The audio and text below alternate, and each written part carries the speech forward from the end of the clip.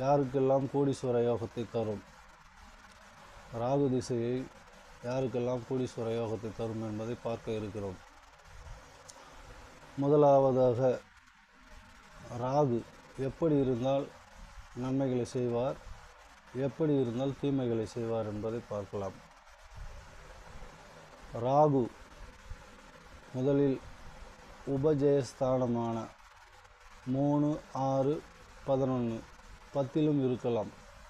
3, 6, 11 ஆகிய இடங்களில் இருந்தால் 30 மதிப்பெண் எடுத்துக்கொள்ளலாம். அடுத்தபடியாக சுபரின் சாரத்தில் இருந்தால் நன்மையை செய்வார். சுபர் என்றால்